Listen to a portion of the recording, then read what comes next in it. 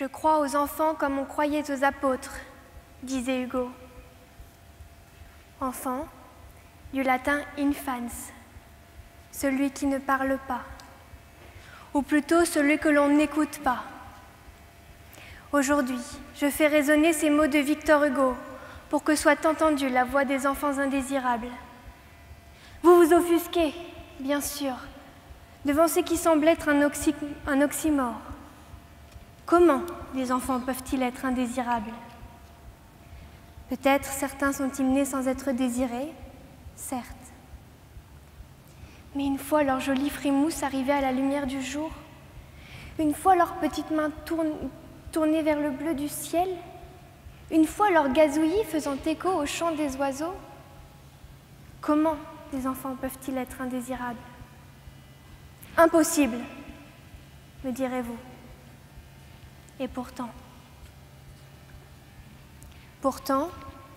les enfants, dont les parents seraient des djihadistes, sont retenus dans des camps sordides, en Syrie, en Irak ou en Libye. Pourtant, nombreux sont les pays d'origine de ces enfants qui refusent de les rapatrier. Leur faute? Être nés de parents ayant suivi de mauvais apôtres et ayant rejoint les rangs de l'État islamique. Leur châtiment? Porter les mêmes initiales, E-I, enfants indésirables. Si l'on en croit les ONG, il serait des milliers retenus dans des camps comme ceux de Roj ou d'Al-Hol, au nord-est de la Syrie, dans des prisons du Kurdistan irakien ou dans des prisons libyennes telles que celles de Misrata ou Mitiga. Selon les mots du Comité international de la Croix-Rouge, ces camps fourmillent d'enfants, la plupart très jeunes et moribonds. Il serait des milliers d'enfants de dizaines de nationalités différentes. Quelques pays ont accepté de rapatrier leurs ressortissants mineurs pris au piège dans les conflits avec l'État islamique. Le Tadjikistan, le Kosovo, l'Ouzbékistan, la Russie et le Kazakhstan notamment. La France, elle, très réticente, examine au cas par cas la situation des enfants orphelins ou isolés.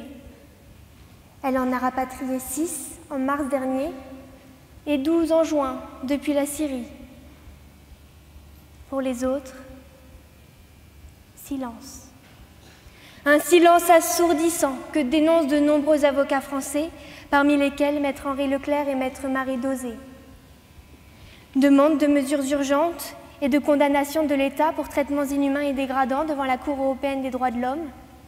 Plainte devant le Comité des droits de l'enfant et le Comité contre la torture. Rien n'est fait. La Commission nationale consultative des droits de l'homme a pourtant qualifié le rapatriement des enfants français d'exigence humanitaire, tout comme le défenseur des droits et la haute-commissaire aux droits de l'homme des Nations Unies. Elle a pointé du doigt les violations manifestes des droits de ces enfants qui, selon ses mots, se trouvent dans une situation désastreuse, inacceptable au regard des principes fondamentaux du droit international humanitaire. L'UNICEF appelle à considérer l'intérêt supérieur de l'enfant. La France n'est pas un cas isolé. D'autres pays dans le monde émettent des réserves. La Tunisie, par exemple, n'a rapatrié que peu d'enfants de djihadistes. Le petit Amin Gendoubi, un orphelin tunisien de 3 ans, détenu à la prison de Mitiga en Libye, a pu retrouver son grand-père à Tunis en 2017. Bara Zayani n'a pas eu cette chance.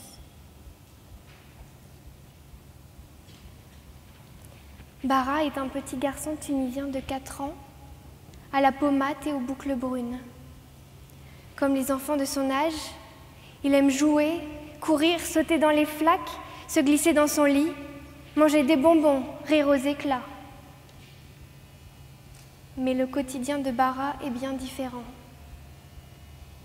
En 2016, Son père, un Tunisien qui aurait combattu pour l'État islamique, a été tué lors d'affrontements entre groupes armés. Bara, quant à lui, a reçu une balle traversant son dos et son ventre. Après 5 opérations et 4 mois à l'hôpital, il a enfin retrouvé sa maman Waïda. Depuis, ils sont tous deux retenus à la prison de Mitiga, à Tripoli. Ici, pas de bonbons, pas de lit douillet, pas d'éclat de rire. Imaginez plutôt un petit garçon au ventre vide, couché à même le sol dans une cellule surpeuplée et poussiéreuse, avec pour seule comptine le bruit des portes qui claquent, le cliquetis des clés et les cris. Imaginez un enfant n'ayant pour soin que les mauvais traitements et l'ennui. Images insupportables d'un petit être au corps frêle et au regard perdu, d'un chérubin hagard n'ayant même plus la force de jouer. La prison de Mitiga est sous le contrôle des forces spéciales Rada, une milice libyenne connue pour ses arrestations arbitraires, ses méthodes violentes d'interrogatoire et ses abus envers les détenus soupçonnés de terrorisme. Bara Zayani y vit depuis plus de 2 ans. Il est maintenu en détention, sans être soupçonné de crime, sans aucun fondement légal. Pour ajouter à ce bien triste tableau, ces blessures nécessitent une 6e opération qui n'est pas possible en Libye. Son oncle maternel, Monsef Abidi, se bat inlassablement depuis la Tunisie pour qu'il soit rapatrié. Il ne cesse de répéter aux autorités tunisiennes « Ce n'est qu'un petit garçon. Pourquoi devrait-il être puni pour les crimes de son père ?» Pourtant, la Tunisie, comme la France et bien d'autres pays d'ailleurs, est partie à la Convention internationale des droits de l'enfant. Or, cette convention prévoit à l'alinéa 2 de son article 2 « Les États parties prennent toutes les mesures appropriées pour que l'enfant soit effectivement protégé contre toute forme de discrimination ou de sanction motivée par la situation juridique, les activités, les opinions déclarées ou les convictions de ses parents. » Selon cette convention, juridiquement contraignante, nul enfant ne peut être arbitrairement détenu, ni subir de traitements cruels, inhumains ou dégradants. Une protection censée assurer le droit de ne pas subir la guerre, d'être secouru et de revenir dans son pays. Mais quel pays ? En juin dernier, devant le Conseil des droits de l'homme de l'Organisation des Nations Unies, la haute-commissaire aux droits de l'homme, Michelle Bachelet, a exhorté les États à accorder la nationalité aux enfants nés de leurs ressortissants dans des zones de conflit. Leur infliger le statut d'apatride est à ses yeux un acte de cruauté. Les enfants de djihadistes sont des victimes de l'État islamique.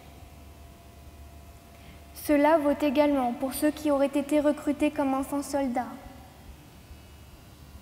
Peut-être avez-vous vu comme moi ces images d'enfants endoctrinés, voire entraînés dès leur plus jeune âge. Sur place, on les surnommerait les lionceaux du califat. Le protocole facultatif à la Convention relative aux droits de l'enfant concernant l'implication d'enfants dans les conflits armés s'applique alors. Ce texte impose leur réadaptation physique et psychologique et leur réinsertion sociale. Cela passe nécessairement par leur rapatriement.